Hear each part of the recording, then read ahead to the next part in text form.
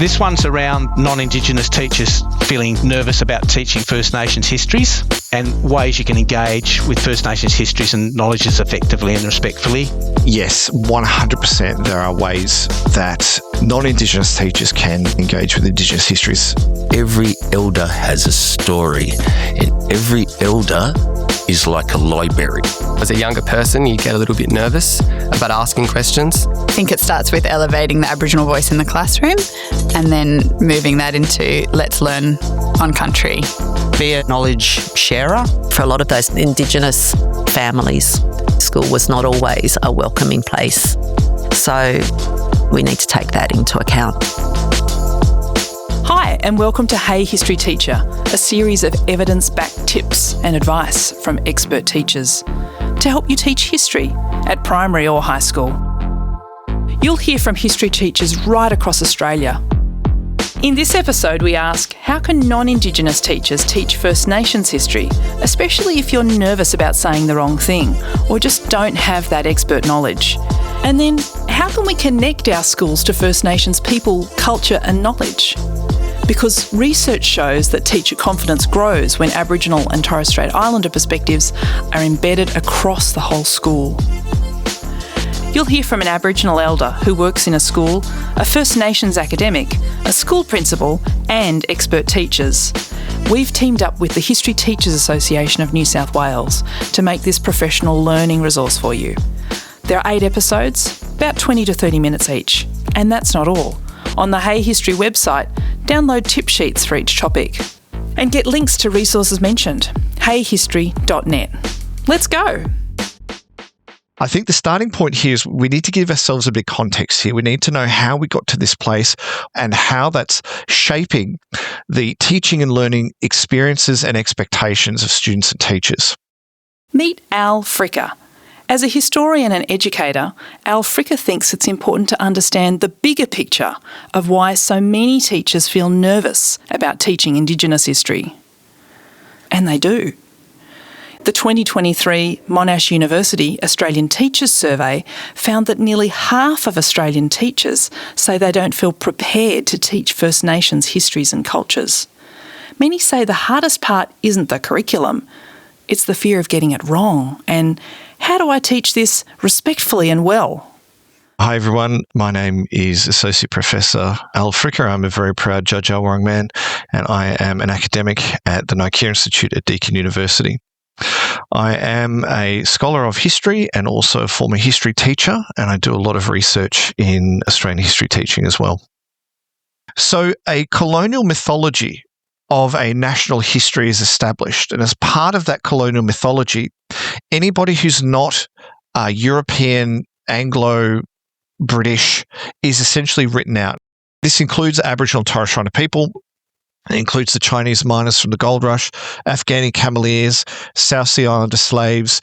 So that's our starting point for Australian history more broadly as a discipline.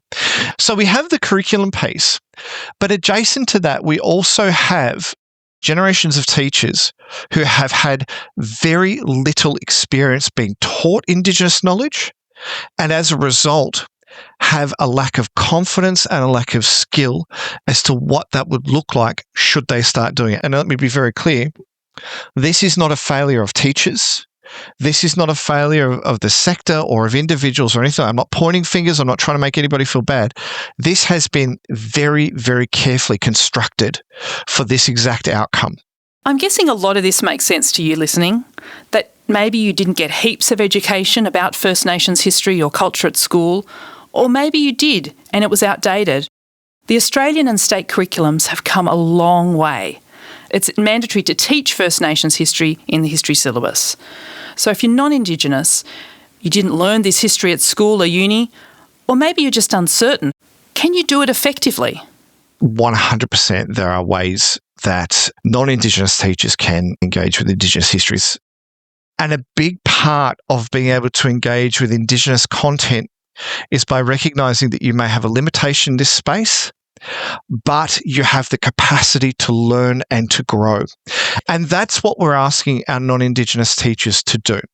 Now, having said all that, that's all very well and good for me to stand up the front as an academic and pontificate at large about what we should be doing here. We need to think about boots on the ground, what you can do, how you can do it. Alfrika's first tip is for teachers to take on the responsibility of educating themselves and their schools about First Nations culture, history and knowledge. And one way to do this is to listen, read and watch stuff about and made by First Nations people. There's a really interesting study that showed compelling evidence that consuming First Nations media is a really great indicator of being able to better embed First Nations content and context in the classroom. So you need to make sure that your school has a copy of the Koori Mail. You're watching NITV. You're listening to 3KND. These are all Indigenous owned and run media orgs, and they need to be present in your staff room as part of your school. And that will also build competence and confidence in this space as well. 3KND stands for 3 Cool and Deadly. It's an Indigenous owned and run community station in Melbourne where Alfrika lives. And NITV stands for National Indigenous Television. It's an Australian free-to-air TV channel that broadcasts programming produced and presented largely by Aboriginal and Torres Strait Islander people. It's part of SBS and SBS On Demand. There are so many excellent First Nations podcasts, radio stations, radio shows, and TV shows and documentaries, including ones you can use in class. You can find a list of some of our favourites in the show notes for this episode. And if you've got shows that you recommend, we'd love to hear from you. Let us know through the Hey History website. That's heyhistory.net. Now, let's get back to Associate Professor Alfrika. And I mean, there's been a perception in recent times that there is a lack of resources. I would say actually the days of that are well and truly gone. There are so many different organisations making so many high quality resources, many of which are free. I recognise that teachers, especially at the moment with the acute teacher shortage, are very, very time poor. And so I would encourage you to reach out and seek resources that have either been authored or co-constructed with First Nation stakeholders as well. Alfrika's got a list of resources he recommends, and they're included in our show notes too. I think we have a growing awareness in schools that they need to be reaching out to their First Nations, local First Nations communities and actually consulting with First Nations people in order to co-construct these learning and teaching resources and experiences as well. You may have heard this idea already, but did you know that it came from a Royal Commission? So what we need to make sure we acknowledge and honour here is that we had the Royal Commission into Aboriginal Deaths in Custody, and the report came out, I think, in 91. Out of the 339 recommendations, I think it's recommendation 291, where it says, for all things that schools do that pertain to Aboriginal and Torres Strait Islander contexts, they should be linking in with their local First Nations community to help facilitate that. And part B of that recommendation is, in relation and in respect to their time and expertise, those First Nations stakeholders should be paid. You've got to get a budget line to pay for First Nations people's time and expertise in this space. And what's the other important thing when you connect and work with your local First Nations community? You need to build relationships with the local community so that you can be doing things on the ground, on the fly, regularly and often. And that's the tricky part. We focus on relationships first. When it comes to engaging with community, you must consider it as a form of service. It is reciprocal, it relies on obligations, and this is the difference between having a transactional relationship or a relational relationship. So you need to roll into community, you need to donate your time, you need to be present, you need to volunteer for things, you need to go to the galleries. High school teacher Martin Douglas agrees about the importance of schools connecting to their local First Nations community, but says it's not always possible. And what if your local First Nations community don't have the people or resources to connect with your school? Martin Douglas says he formed relationships with other local schools so that they could collaborate. So my name's Martin Douglas. I am the head teacher of history and English at Corowa High School. Corowa sits about 40 minutes west of Albury on the Murray River and right on the border between Victoria and New South Wales. The biggest issue we face in our community is that we have a lack of elders. We worked with other schools. So primarily where we are, Wagga High, for instance, has a really strong Aboriginal language program. So they teach Wiradjuri language at that school. And those teachers, we created a network of Riverina teachers that stretched from Albury out to Wagga, all the way out to Hay. And we tried to kind of collaborate within those groups. And that was really helpful particularly in terms of Aboriginal histories, because it gave us some different ideas. This sharing of resources and ideas in a teaching community is something Jade Carr said too. My name is Jade Carr. I'm the Head of Indigenous Education at International Grammar School, and I'm also the Stage 6 Aboriginal Studies teacher. Be a knowledge sharer. Always be willing to share your experiences. If you have a good experience with something, if you can see that something works a lot better from the way that you've done it, or shared, through a certain resource or a certain experience on country, then be willing to share that within your teaching community, because it's very valuable. The lived experiences tend to be a lot more genuine. So if you have experienced something genuinely, you've had an experience such as at Yabun Survival Day, something like that, then you can integrate it a whole lot better when you've actually been there and physically involved. Yabun Survival Day, that Jade talked about, is a festival that happens in Sydney on January 26th every year, with Aboriginal music, stalls and culture, where everyone is welcome. So going to local events, being present as Al Fricker puts it, this is backed by evidence. Research tells us that confidence doesn't come from knowing everything, it comes from relationships. What are other ways to connect the curriculum to country? Here's New South Wales teacher Sarah Carney. My name is Sarah Carney, and I'm the Coordinator of Indigenous Education at Skeggs Darlinghurst.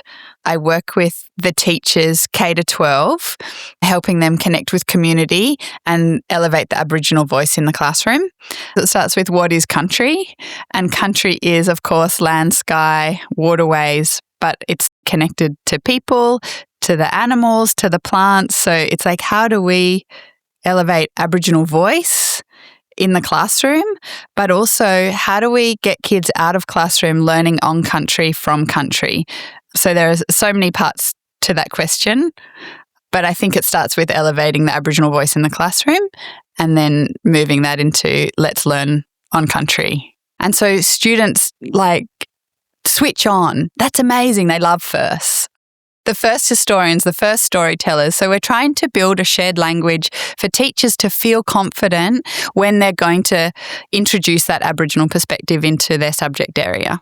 Again, working K-12 is a big process, and I think I've taken some quite systematic steps to do that.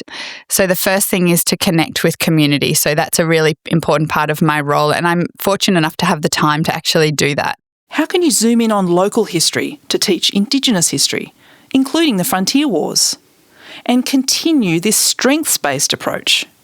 Here's Martin Douglas. By the way, when Martin says syllabus, he's talking about the recently updated New South Wales secondary school syllabus. So I teach Year 7 to 12 in a pretty conservative space. Our new syllabus gives us a new direction with Aboriginal history, one that kind of gives us the opportunity for truth-telling in and around frontier violence, but then moves through perhaps a more survival narrative, which I think is really important too. So my biggest tip, I think, of all is to not get caught up in a poor them story and instead focus on the fact that Aboriginal history is an enormous part of who we are as Australians, and it's also a really prevalent part of who we are right now and our stories right now. We do a lot of local history in Corowa, so we started that by looking at World War I. Our students do a pretty comprehensive research project on local soldiers, and it's been interesting because we've been able to discover a couple of Aboriginal soldiers within that, which has been a really engaging process. But the other thing that we did was we used the Aboriginal massacre map that was created, and we identified examples that were close to us. So looking at particularly the Faithful massacre that occurred in Benalla and some of the stories that exist around there, and looking at the way that history is represented. And that's been really, I think, rewarding as a teacher, because what it's done is it's changed our students' perspective on Aboriginal histories, again, in what is a very conservative space where we have a relatively small Aboriginal population in Corowa. It's been really good to challenge some of those kind of preconceived ideas about how frontier violence occurred and this kind of narrative of a passive resistance. Local histories allow us to kind of tell local stories to local people and engage them in their narratives. And that's allowed us to engage even within our community. So again, a town that's obsessed by its own history, we've been able to work with our local museum, we've been able to work with our local council and start to shift some of those things a little bit. So that's been pretty valuable. And of course, going local applies to deep time history as well. We're at a point where we can understand that there's this kind of multitude of stories that exist. Where I live in Corowa, we sit on the border of 3 Indigenous nations. So we've got Wiradjuri as a large-scale nation. We're at the southern point of Wiradjuri. Bangarang Nation, which is a bit smaller, that comes along the river. And then Yorta Yorta Nation, which crosses over the river and down into Shepparton. And there's a lot of really interesting stories in terms of those spaces and the meeting grounds that exist. We've got places like Beechworth where there's a rock painting of a thylacine that's 5,000 years old. So we've got these things in and around us. And I think you've got to utilise those stories. We've reached the halfway point in the episode, so have a break if you'd like. Or just keep listening. To recap those pieces of advice, schools need to be reaching out to their First Nations, local First Nations communities, pay for First Nations people's time and expertise in this space, and seek resources that have either been authored or co-constructed with First Nations stakeholders. Whenever we're talking about an Aboriginal history perspective or culture, we get up the languages map, the AIATSIS languages map. Local histories allow us to tell local stories to local people and engage them in their narratives. Inspiring language to describe it. So these are the first inventors in technology. Welcome back if you had a break. For the second half of this episode, we've got tips just for primary school teachers teaching First Nations history. If you like, use the chapters feature in your podcast app to jump ahead. And then we ask, how can your school embed First Nations perspectives, culture and knowledge? So how can you connect your primary school curriculum to country? Sarah Carney advises to start young, even from kindy or prep, and before that, in preschool. When we're looking at primary school, something that's been really helpful is that in the older years, from year 3 to year 6, they're looking at colonisation, and that's pretty heavy hitting. But if those students don't have a strong cultural understanding from kindy to year 2, and even in the early preschool years, I feel like that learning about colonisation and invasion, it won't land with as much empathy. But if we, in those younger years, are building their knowledges and their understanding of simply what is it to be Aboriginal and how diverse that is, and the joy in culture and yarning circles and all that kind of stuff, then that leads to more effective teaching later on. A simple but significant activity is to write an acknowledgement of country. This can continue all the way to high school too. Students can write an acknowledgement in English and the language they speak at home. To hear examples and transcripts of acknowledgements of country in over 40 languages spoken in Australia, see the link in the show notes to the Acknowledging Country in Our Mother Languages project at UTS. Simply acknowledgement of country, that's a way of bringing country into the school. So we have a scope and sequence written down so that the teachers learn how to do this. So kindy, acknowledgement of country, they all learn the same one. It's so cute. Like preschool, they touch the ground and sky and cuddle each other, kind of acknowledgement of country. So then in year 1, the whole class write their own acknowledgement of country. And then in year 2, they write their own individual acknowledgements of country, and they learn more about local knowledges. So then they decorate their acknowledgement of country with the flora, fauna, and things we know about Gadi country. And then the year 2 are sort of leaders in many ways of the early years primary school, and they will share those acknowledgements at special events, assemblies, parent day. And that builds again as they get older, so that we've got year 12 kids willing to stand up and give a personal acknowledgement of country that shows understanding of country, understanding of the protocol, and feeling comfortable with that. And what about how you teach? New South Wales teacher Nick Armstrong uses a framework developed by the New South Wales Department of Education called the 8 Ways Pedagogy. My name's Nick Armstrong and I am currently the assistant principal for Stage 3 and Aboriginal education as well. So there's a pedagogy called the 8 Ways Pedagogy, and that's all about how we can adjust our teaching to suit the needs of First Nations learners. And what we've found is that it suits the needs of a lot of learners, not just those Aboriginal students. I know this is a history teaching podcast, but for the primary school teachers listening who have to teach everything, here's some examples from other subjects. In maths, an example is if we're trying to teach the concept of division, we've done it through story sharing. So we'll sit in a circle, we'll tell a story about how we have all these resources and we're going to share them amongst each other. And or we'll go outside to do an addition and subtraction activity and collect lots of nature like leaves and rocks and feathers. And then we'll use those to count and add and subtract. We have our vocabulary program this year for Stage 3.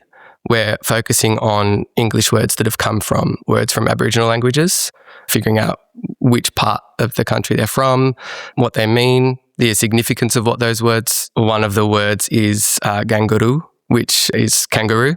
We spoke about the significance of that, and students responded with things like totems. There could have been an important totem, or using the kangaroo skin for certain things, or using the kangaroo meat for food. So perhaps you've got Aboriginal perspectives and processes happening across your school in different ways. Sarah Carney says that one helpful thing to do is map it. Make a curriculum map.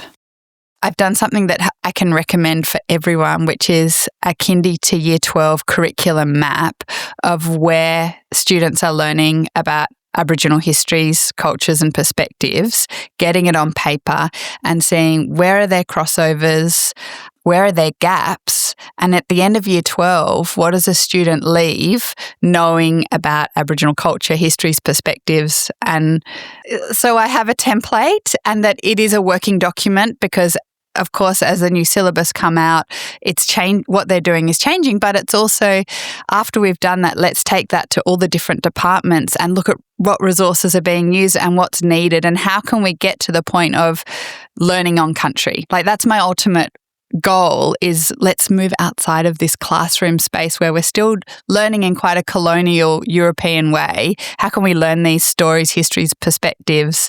But also, how do we get kids out of classroom learning on country, from country?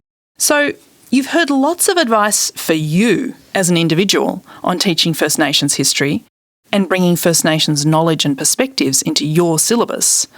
But did you know, according to the research, confidence doesn't just come from individual expertise or your personal connections to your local First Nations community, though of course these make a big difference.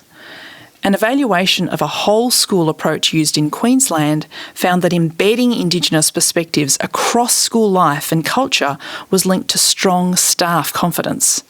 And that's what the rest of this episode is about, a whole school approach. As Alfrika talked about earlier, your school's relationships with the local First Nations community is a way to embed culture and Aboriginal perspectives. And one model that schools are using is having an elder in residence. Here's Sarah Carney. So we have a lot of programs across K-2 that are about the kids building relationships with Aboriginal people. So the same people will come in every term, kinder year 1, year 2, and teach them knowledges and build on what they learnt before. And the kids are more comfortable to ask questions, and they're fortunate enough as well we have an elder at the school, so she comes down and teaches them songs. Another school that employs an elder is the public primary school at Marrickville West in Sydney. Elder Uncle Terry Lennis. My name's Uncle Terry Lennis. My gig here would be as a mentor, somewhat educator, sustainability consultant for these kids because, one, I'm a qualified horticulturalist. I specialise in Australian native plants for food. Take kids on bush tucker walks down Cooks River. Every elder has a story, and every elder is like a library. And when you lose that elder, it's like watching a library burn to the ground. There is only stories that you can access from that library. So my advice is become a member of that library while it's still open. Every elder is like a library. I love that. a library that both students and you as teachers can reach out to. Nick Armstrong, who you heard before, teaches at Marrickville West Primary School. One thing that I've learned from Uncle Terry and from talking to other elders as well is what the knowledge they have you can't get in a book or on the internet. I've been here for about 11 years now. And in my first year here, there was the big Adam Goodes racism saga, and he was one of my heroes growing up. But then something he said in the media was, I think it was a little girl called him something she shouldn't have. And he came out and he said, it's not her fault. We need to educate. So that for me was like, okay, well, this is what I'm passionate about, and I want to support First Nations students, and I want to share that knowledge and help all students understand First Nations culture and how wonderful it is. So yeah, at first, yes, I think, as a younger person, you get a little bit nervous about asking questions. The longer you teach and the more people you get to know, the easier it gets. Ask questions, particularly of Uncle Terry or any other community members, and talk to those parents and see what kind of knowledge they have. Can they bring that into the classroom as well? Because at the end of the day, we're not the experts on First Nations culture. Asking questions is the big one for me. And your school can hopefully make the time and space for you to ask those questions, so it's not all on you.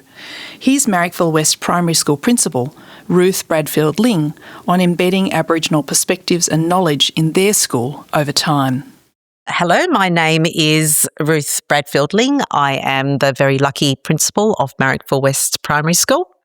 So Marrickville West is about 135 years old. It is a public school in the inner western suburbs of Sydney. We, I believe, are incredibly enriched by our very culturally and in every other way, socially diverse population. We have about 50% of our students represent 42 different language backgrounds. Around 10% of our students are from Aboriginal or Torres Strait Islander backgrounds. I have been principal here for 21 years, and just saying that blows my mind a little. And I guess one of the advantages of having been here for a long time and seeing the growth was that I was able to, choose the narrative. When we're talking about embedding practice, respect, values at school, we need to walk the talk.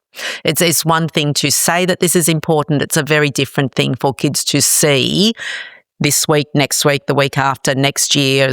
So I guess for me, there's not just one thing. It's continually making that part of the conversation. How are we going to embed Aboriginal perspectives in not just when we're learning about Aboriginal history or Aboriginal culture, but anything, particularly anything Australian, because let's face it, we are here on Gadigal land.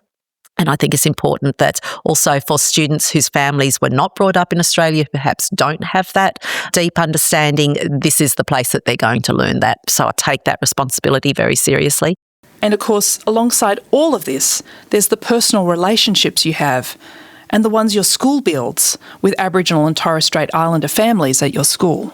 It needs to feel like a safe place. It needs to feel like a place where they are respected and valued, and where their culture, their world, their lives is not something we tokenistically refer to on Sorry Day. Keeping in mind that for a lot of those families, school was not always a welcoming place. In fact, for many, they grew up knowing that they were not even included at school. So I think we need to take that into account when we're trying to build more positive connections moving forward. One way to make your school a welcoming space is to invite parents in to get to know each other.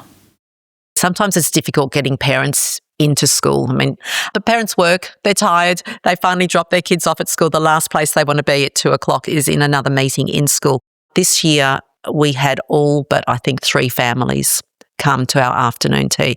All afternoon we had a bit of a barbecue. It was definitely planned in a way that We, through collaboration, knew that parents would feel more comfortable, kids got to play, everybody was there together, the teachers came and hung out, we had a bit of a yarn, but in that process, not only did teachers get to know their kids better, parents got to know their teachers better, and I just have always said, regardless of who we're talking about in terms of students, when school and home are on the same page and we are all working for the same goal, which is more happy, successful, personally and academically, personally first, thriving kids, then the results are going to be much more positive. And through a whole lot of things that didn't seem particularly significant at the time, but obviously were very effective, it's a huge amount of student voice involved in all of that. They sent home personal invitations to their parents to invite them in. There were lots of phone calls made, and everybody who walked away from there was smiling and said it was fantastic. To recap, here's some ways you can embed Aboriginal culture and perspectives in your school and primary school syllabus. How can we get to the point of learning on country? The 8 Ways Pedagogy. Every elder has a story, and every elder is like a library. Asking questions is the big one for me. It needs to feel like a safe place. I'm Anna Clark, and you've been listening to Hey History Teacher. Hey History! A huge thanks to all the teachers we spoke to for this series. In this episode, you heard Associate Professor Al Fricker, Jade Carr, Martin Douglas, Sarah Carney, Uncle Terry Lennis, Nick Armstrong, Ruth Bradfield-Ling. Get a tip sheet summary of this episode on our website, heyhistory.net, and follow Hey History in your podcast app. There are 7 other episodes for you in this series, from how to teach difficult histories to what makes great history teaching, how to bring creativity into your class, teaching history in all its complexity, and teaching the Australian Wars. This episode and the whole professional development series is funded by the History Teachers Association of New South Wales. Special thanks to Jonathan Dallimore. Hey History Teacher is produced by Jane Curtis at UTS Impact Studios. The executive producer of this series is Anna Clark. This podcast was made on Gadigal country in Sydney, Australia. Thanks for listening.